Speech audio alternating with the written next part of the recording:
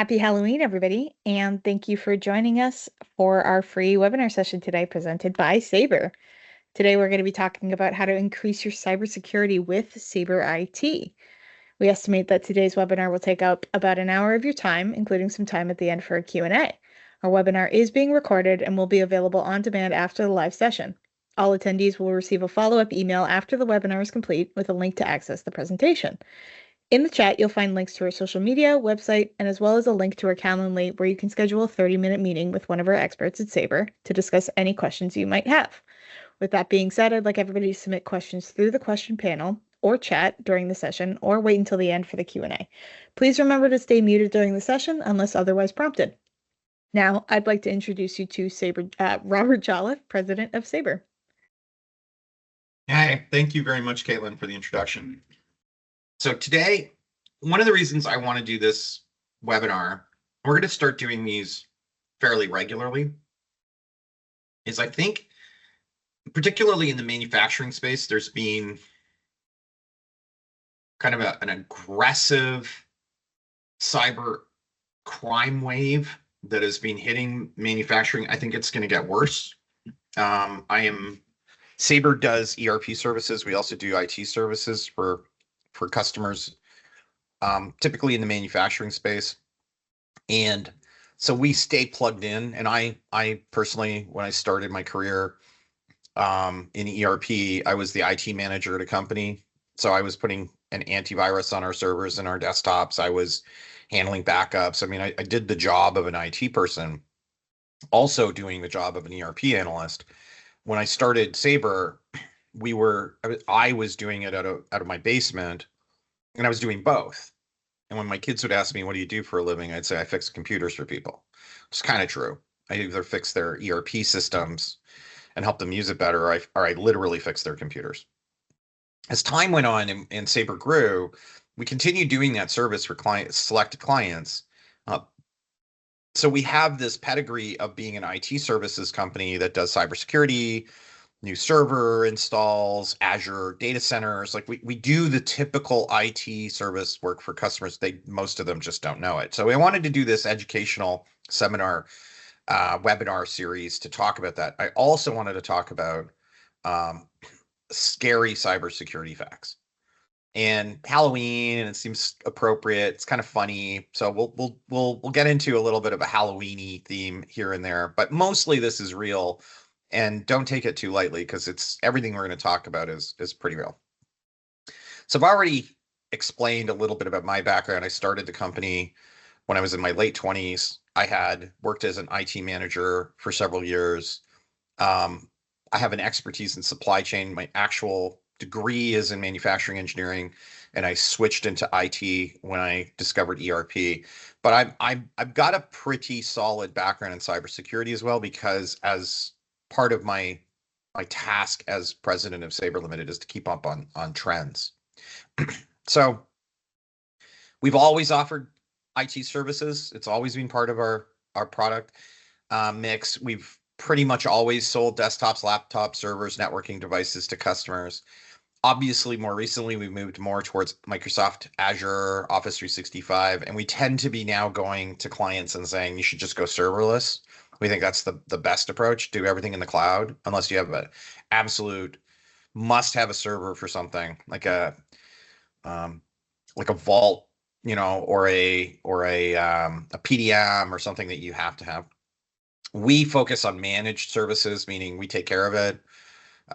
So you don't have to typically. About 33% of the total staff at Sabre, so we have about 35 people, about 33% of them are dedicated to that IT side of the business. And once again, they're sort of hidden for most clients. But I would say since 21, 22, particularly, even before that, but really, really seriously, it's really become a cybersecurity focused business. It's not just about fixing computers, setting up servers. It's really everything is about cybersecurity today. And that's because cybersecurity is this terrible monster that just keeps like attacking businesses, and it's really difficult to quantify it. There's a few reasons for that. So 95% of the end users we support are part of a manufacturing organization.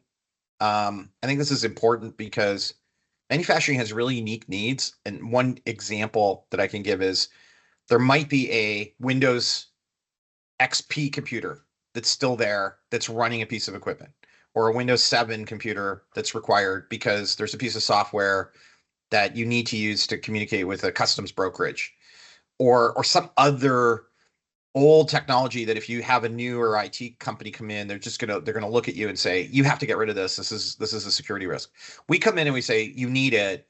We have to protect it as it is a security risk. And we have a different way of looking at it. So what we want to do is fence that thing that is a security risk, fence it in, but make sure it's still operating. And the other thing that we do that kind of drives into this is, aside from cybersecurity risks, one of the other risks is a downtime risk for a manufacturing company in particular. You could lose that piece of that XP computer and then say, oh well, it's crashed. We'll get a new one. There are no XP computers. That nobody sells them. You can't get a new one. And that is another thing we're really aware of. And so what we tend to do is we tend to try and recycle hardware that's similar when a customer is like getting rid of it, and we say, oh, that could work as a replacement for this XP machine. We'll hold on to it. We'll set it up as a clone of that machine. We'll set it in a corner, and we're able to use it again. I think that's very important because it's not something your typical IT company servicing office customers, customers in healthcare, customers in different areas. They don't have this often. Ironically, actually, healthcare does, because X-ray machines have the same problem. So cyber risks in manufacturing in particular. So manufacturing is a target of both private and state actor cybercrime. And I think people, that second, state actor cybercrime, should really scare people. Manufacturing companies are in the supply chain. Despite the fact that you may not be in the supply chain for an F-35, it's possible or likely that the hackers who might be being paid to disrupt that supply chain wouldn't know. They'd have no way of knowing. They just know you're a manufacturing company. They know you're in North America, and they're just going to be like, let's just disrupt it because it could disrupt the supply chain of materials going overseas, materials for military use, materials for economic like power generation and stuff. And a lot of these actors now, rather than having wars with each other, what they're doing is they're using cybercrime as a substitution for that. Now, another thing, and I mentioned this earlier, is that private and small manufacturers are not required to announce a breach. So you don't know that there's fires burning all through your city of companies that have been hacked. You only hear it anecdotally because they don't need to announce it. It's not in the newspaper. Publicly traded and public sector companies do. So you'll hear about the city of London, Ontario being hacked, or you'll hear about the Dallas municipal water supply being hacked, or some sort of supply chain being hacked. There was a really big one that happened during COVID where the company that supplied most of the East Coast, it was a pipeline management company. It owned pipelines and it supplied most of the East Coast with gasoline, was hacked and taken down for quite some time. I think they ended up paying a 20 or $30 million ransom to get back to operations. But essentially, the East Coast of the United States had no gasoline. Like many states had no gasoline for a couple of days because of this hack. And it was really, really serious. That was publicly announced because it's a publicly traded company, and it also affected consumers directly, and they could see. It isn't announced when it happens at the smaller companies. You just can't see how often this is happening. Okay, so some tells that it's happening and it's causing a lot of problems in society, and you don't know about it and you can't see it, and you're thinking, that doesn't happen very often, but actually it is. So here's some really big tells. Okay, insurance companies are refusing to provide cyber coverage for manufacturing. Now, insurance companies like to make money. They're capitalists. They also don't like to lose money. So in the cases where they are providing insurance for manufacturing, they're raising their premiums. This is a little bit like Florida. You can't get insurance. You can't get like flood insurance or wind damage insurance on homes in Florida anymore because there's just too many hurricanes. So the governments, both US and Canadian governments, are issuing warnings to manufacturers, which I've already mentioned, that because of the wars and conflicts that are occurring around the world, they may be targets and are going to be targets of cybercrime. Now, here's the other thing: the insurance companies and the governments are essentially saying prevention is not your goal. So trying to completely prevent it from happening, you will not completely prevent it from happening. You will be hacked. It will happen. You will lose data. So the recovery process is what they're beginning to tell people to focus on. Focus on recovery, not prevention, because they're just seeing it too often. So these are tells. These are not direct lists of companies that have been hacked, and you could go and say, "Oh, look at all of these small business manufacturing companies that have been hacked recently." These are these are sort of symptoms of this hacking that's occurring. That insurance companies are refusing cybersecurity for manufacturing, and those that are offering it are raising their premiums. They're also, one other thing that I didn't put on this bullet list that I should have, is they're making it more onerous. So if anybody's seen any of these cyber insurance forms you're supposed to fill in, they are becoming more sophisticated. There's more items listed on them. And all you have to do is say the wrong thing. Yes, we have monitor like regular patching of all critical software, and not do that. And then when the hack happens and you go to your insurance company, they will check and they will say, well, you weren't patching Adobe Acrobat, and that's part of the software. But we had the Microsoft patching server running it. It was patching everything. Yeah, but it was only patching Windows. It wasn't patching Adobe and Java and all of these other products that also need to be patched. Okay. It is a full-time job for an individual, not because it's that many hours, but because it requires that much focus. So I'm going to talk a little bit about if you do it yourself, because there are companies definitely that are DIYing it with cybersecurity. So what do you need to do? Okay. You need an IT department, and any IT department in any company need to provide 4 services to customers.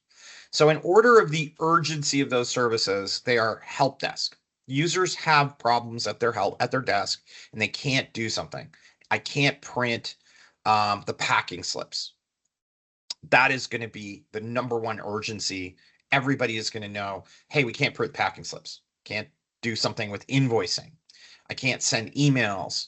I have errors. I'm trying to get a CAD drawing sent to me by email. I'm trying to get an order sent to me by email. It's not coming through.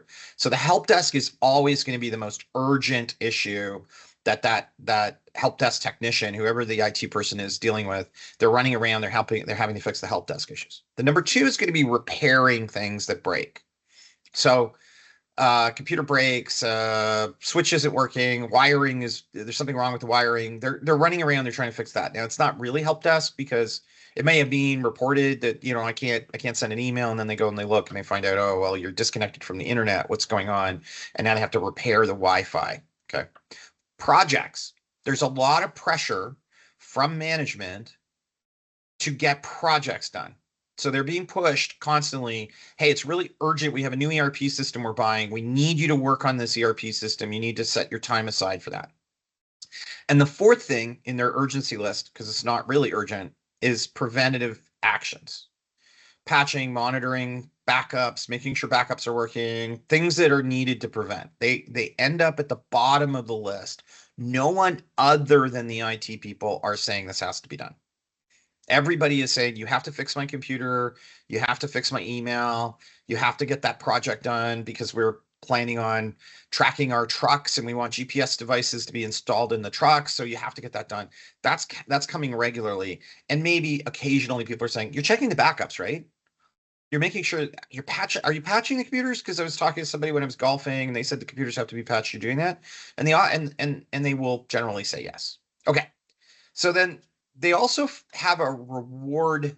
There is a reward um, process, or a feeling of success, a feeling of accomplishment that IT people go. And it's kind of the same order. It is exactly the same order. Okay.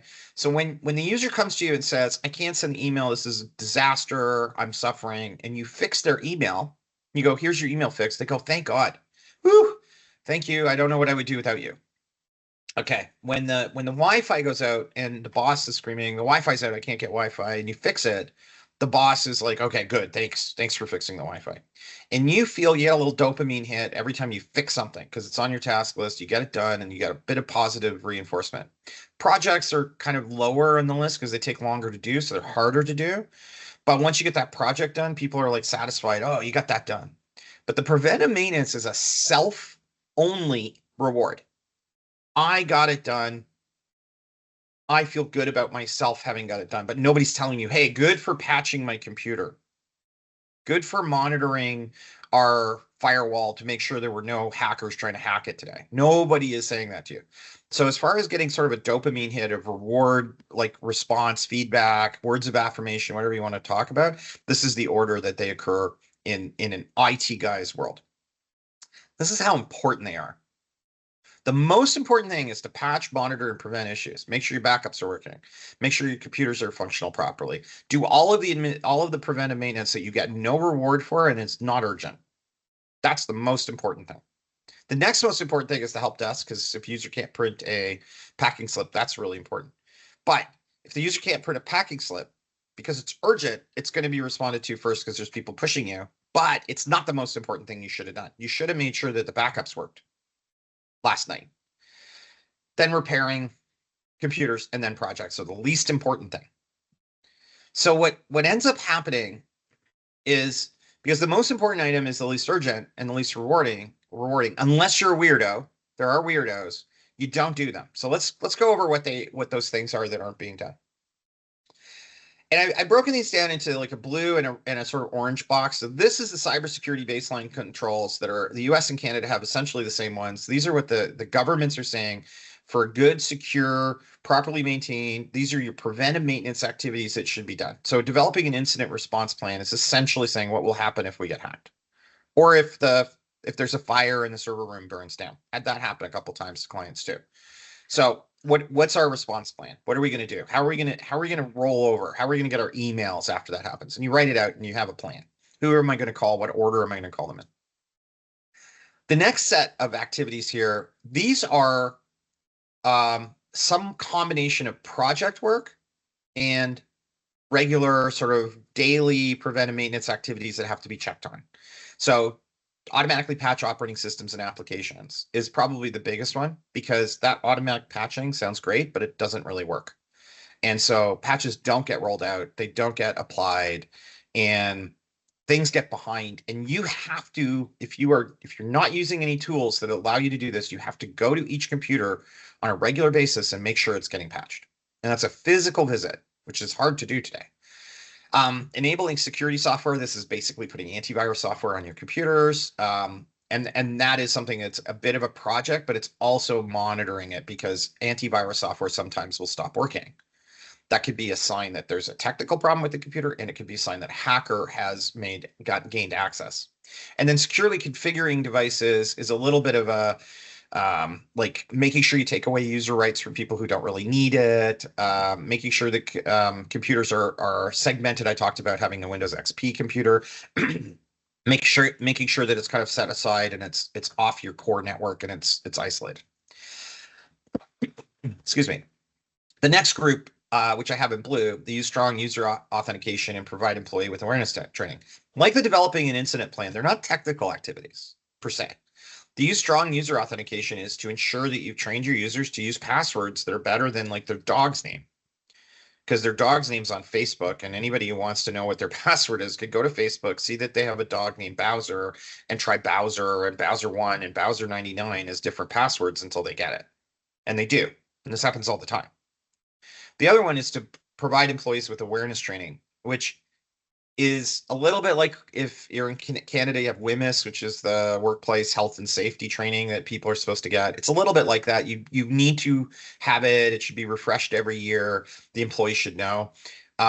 We go a little bit of a step further than this. We actually test employees to see if they're correct, like understanding, by sending them fake spam.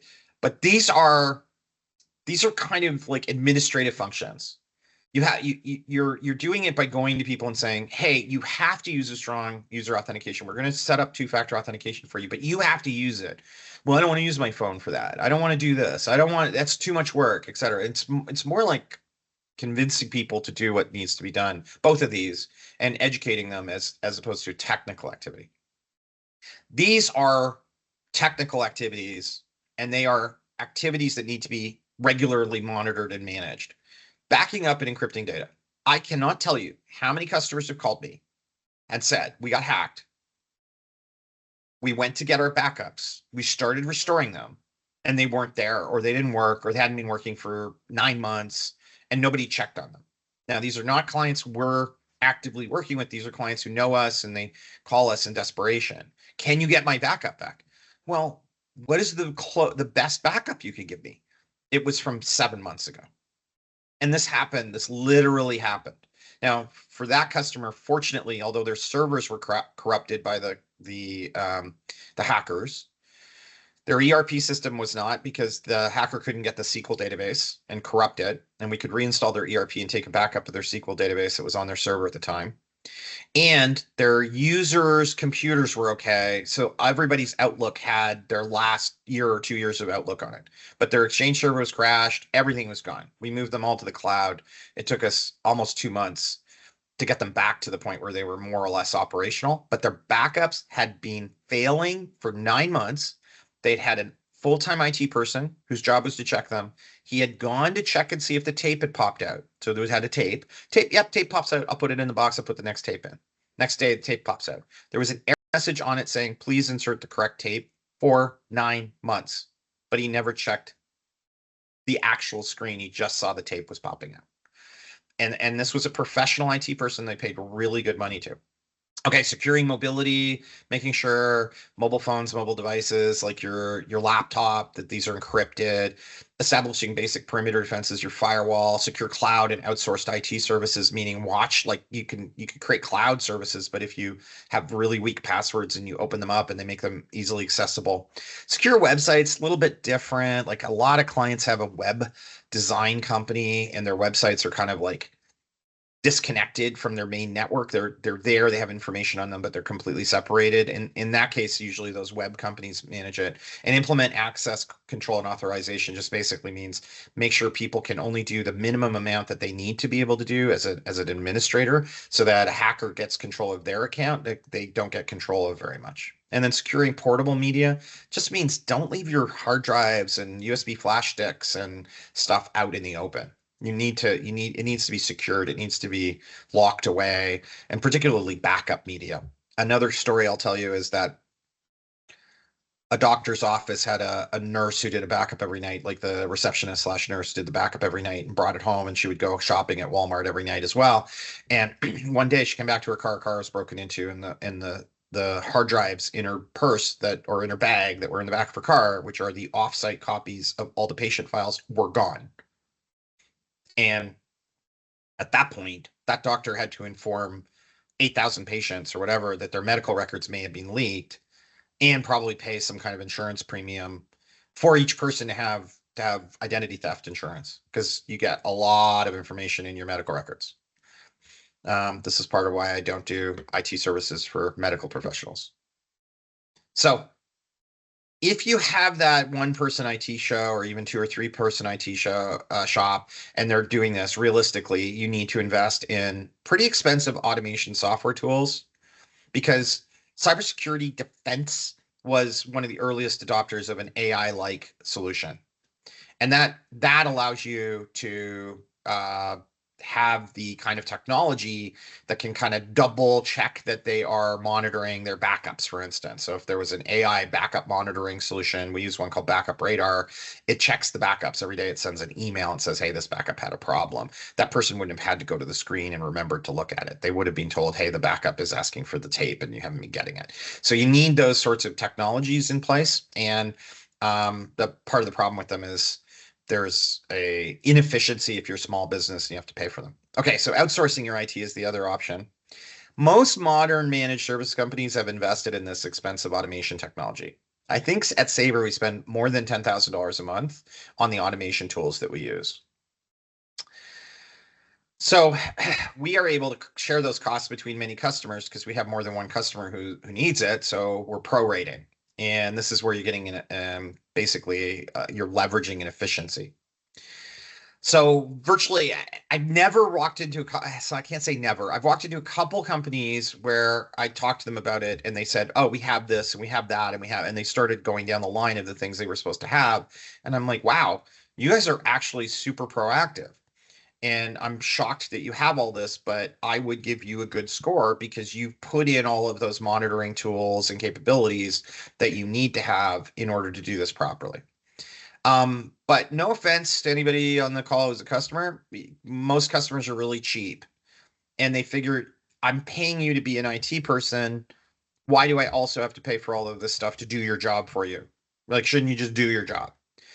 And so IT teams also kind of resist pushing back on this for a couple of reasons. Um, I have a client right now who has an IT team with a couple of people who are both software developers and IT professionals. And they have no way of monitoring whether those people are doing their jobs. My customer cannot tell if those IT people are doing what they're supposed to be doing, if they're giving them direct answers that are correct or not correct, if they're kind of hedging.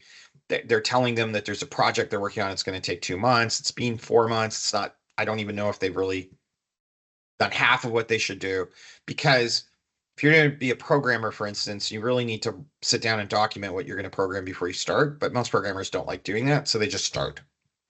But then they paint themselves in corners and they have to do rework because they didn't think it through when they started. And this happens even at Sabre, and we know what we're doing. So a lot of IT people tend to resist doing things they dislike, and they know they need to do them, but they don't do them because it's just easier and they figure they can get to it later. The other thing they resist is they resist anything that looks like it's automating their job, because then their boss is going to go, well, if I can automate your job, why do I need you? The last thing is, if you recall, the number one like satisfaction they get out of their job is helping people fix problems. It's kind of ironic, but then if people have fewer problems, they have less satisfaction in their job. And that is very counterintuitive.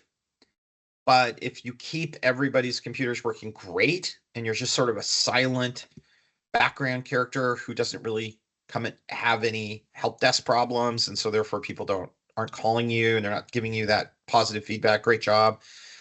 I don't know if this is conscious or subconscious, but there is something I think about some IT people that they just get a thrill out of that, running around like crazy with help desk problems all the time, and automating and preventing that is just not appealing.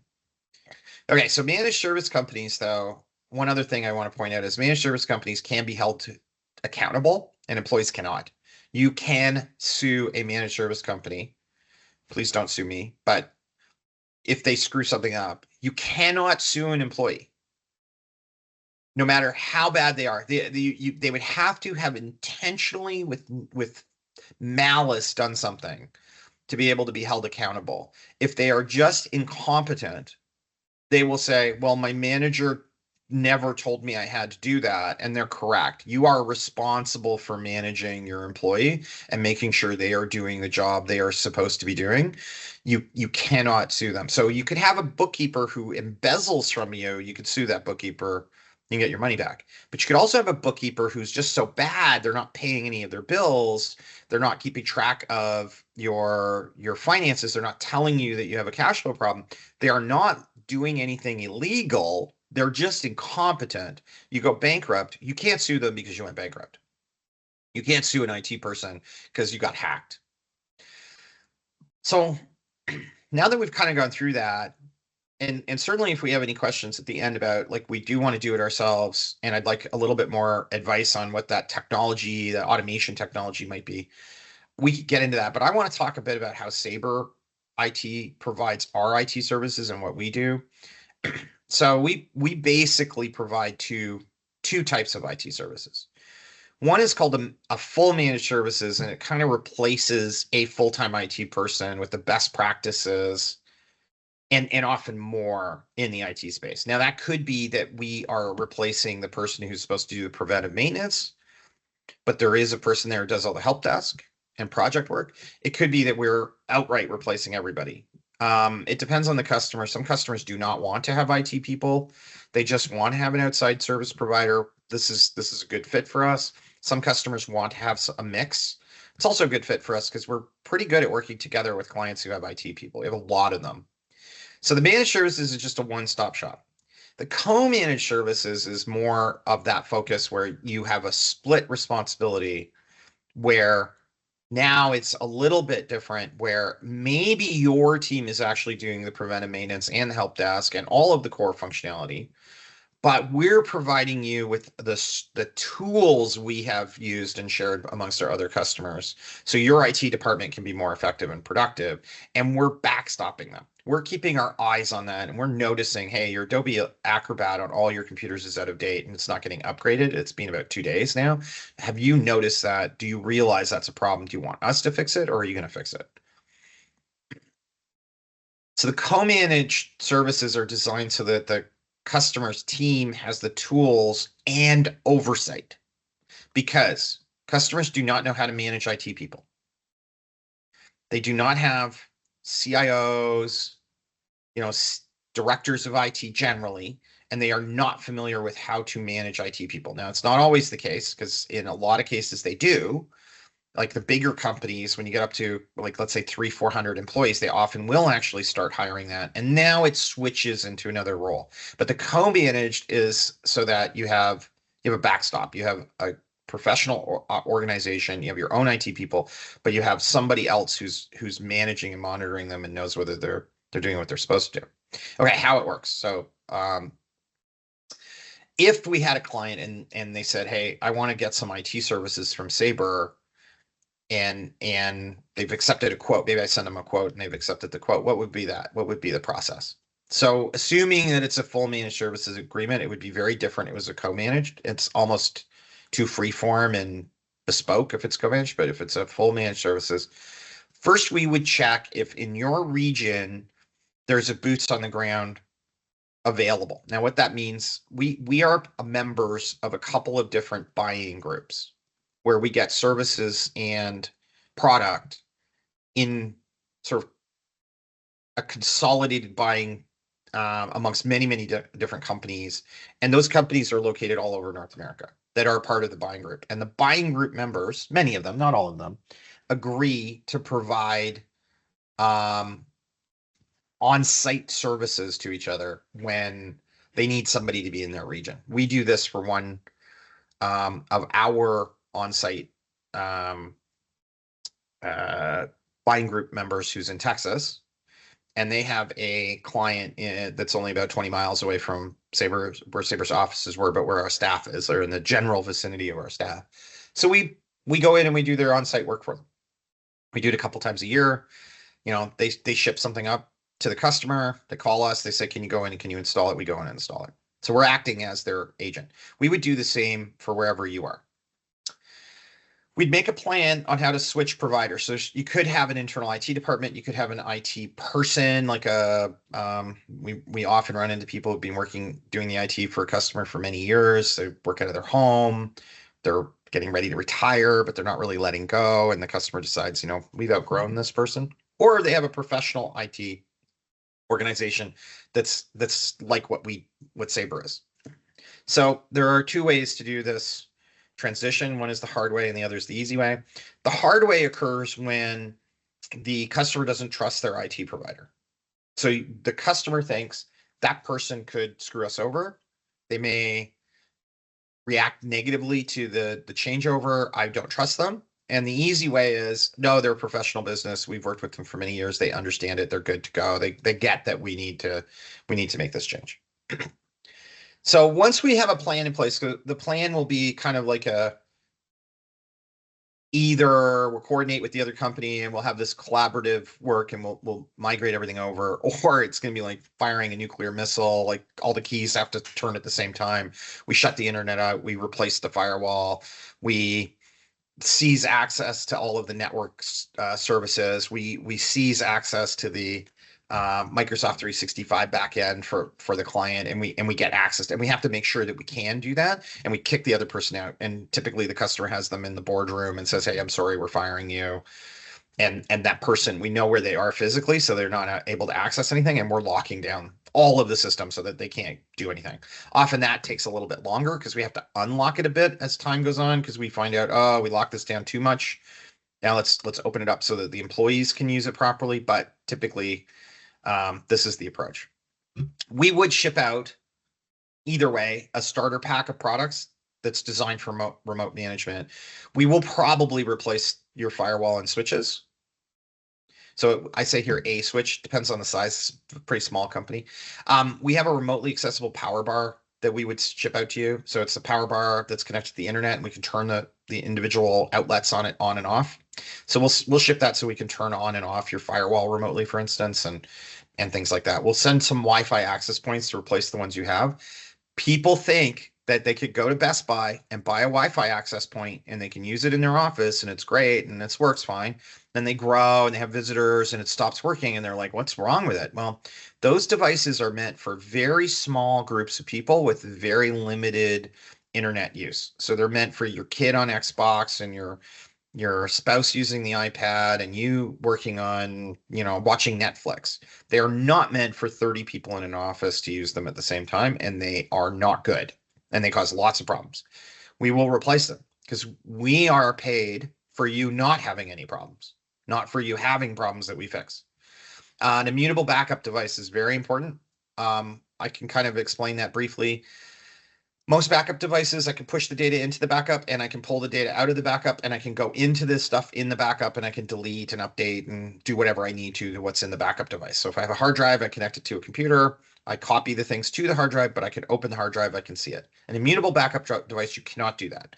You can hop things from your computer into the immutable backup device, but you can't go into it and look at what's there.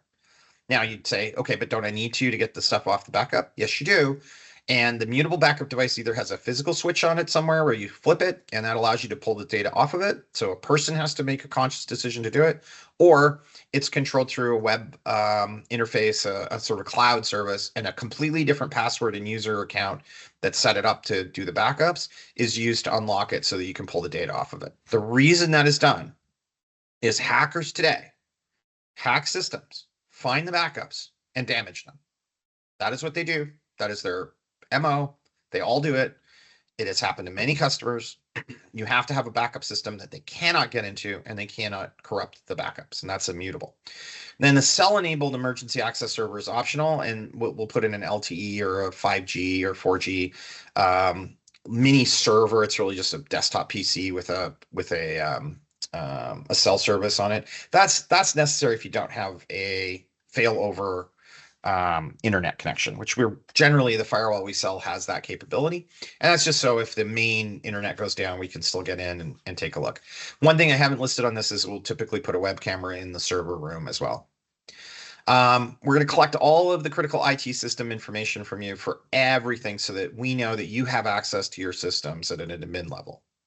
This is the tricky part if it's the hard way, because we've run into a lot of IT people who are keeping secret the administrator passwords for Office 365 or G Suite for different services for your servers, your firewall, and they do not want to share them.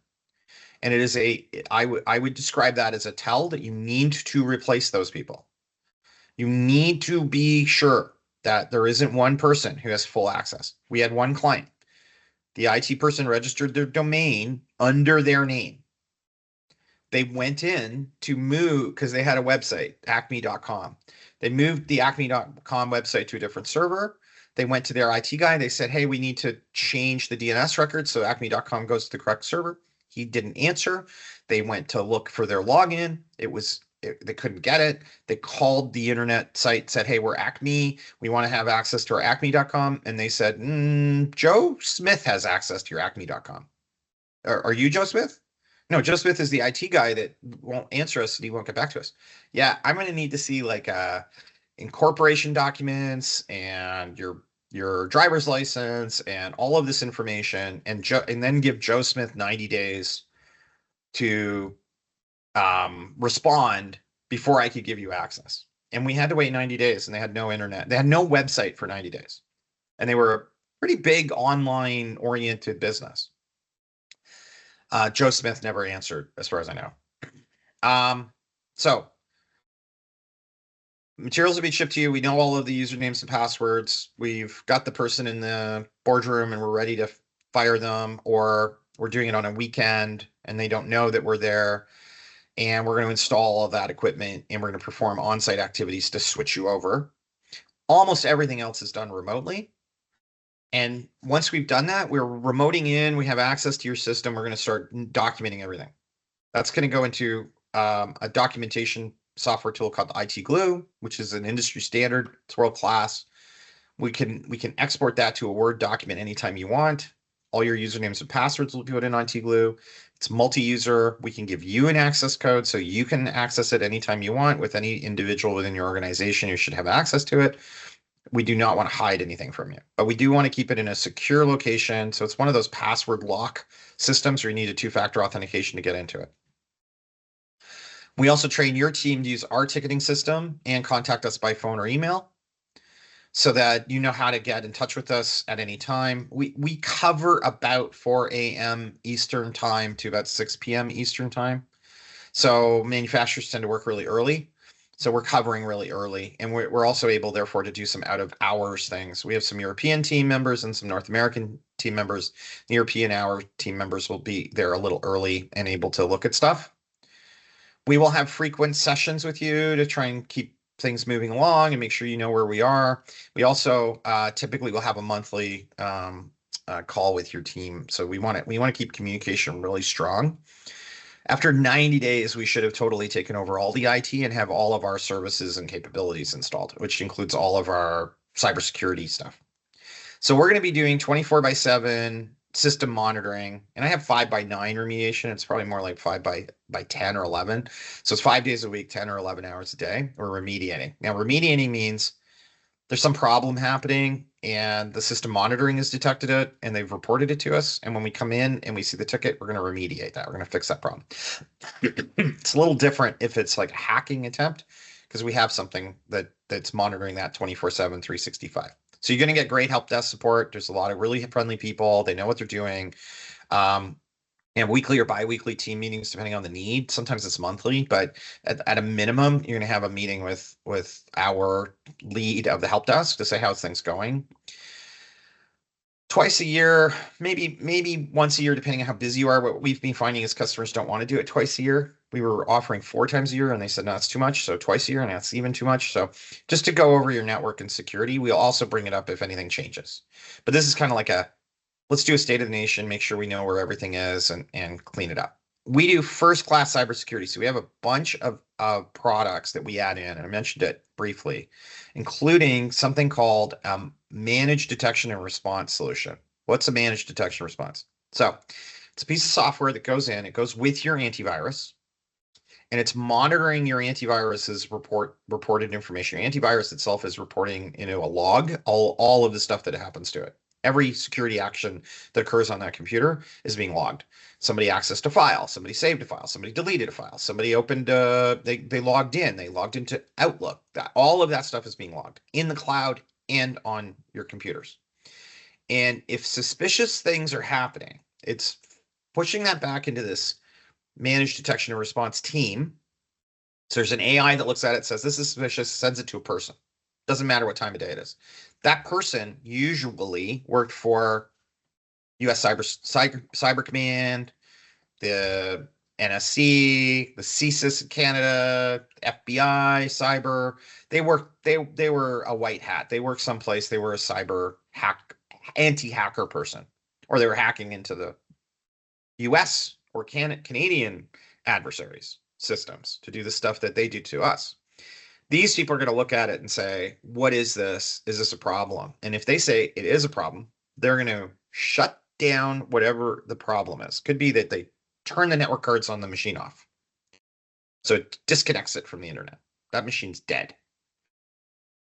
And send us a ticket in our ticketing system and say, I shut this computer off. Funky things were happening to it at 3 a.m. And so it's being disabled. Or I've disabled this person's login to Office 365. There were attempts to log in from China. Didn't know why. Shut them off. When we come in the morning, we get that ticket. You're safe because whatever it was that was happening has been disabled. The hacker, the process could not continue. We're going to have a look at it, at their logs and what happened, and call you. And you're going to say, well, the boss was traveling to China. Why did he get locked out? And it's because he traveled to China and he didn't let us know, because we've said to you, we need to know that. And then we could put an exception in for the period of time that he's traveling to China, so that if he's accessing a system. But quite often it's like, what do you mean somebody from China accessed the boss's account? That never happened. We do a little bit more digging. The other thing that we put in is we put in a phishing simulator, phishing emails. So those phishing emails that you get are the number one way you get hacked by far. Like 90% of hacks come through that kind of approach.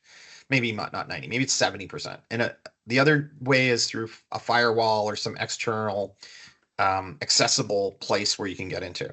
But those phishing emails are the most dangerous thing. So we send phishing emails to people, and those phishing emails, when they fall for them, we know who they were, we knew they fell for them, and we send them to a little training video, and we keep a record of it. And then we come back every now and again and say, hey, listen, Sue has fallen for 3 of these. We need to have a talk. And then leave that up to management typically to have the talk with Sue, and maybe set up a training session for us.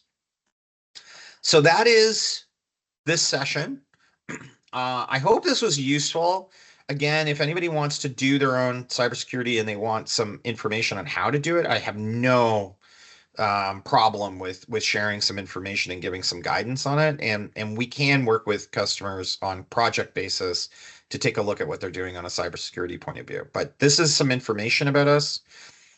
You can find information about our IT services and some pricing on our website. All right. Have a great day, everybody. Thank you for joining us. And once again, you can find our social media, our website, and our Calendly in the chat below. Otherwise, have a great day, and we hope to see you again at one of our upcoming webinars.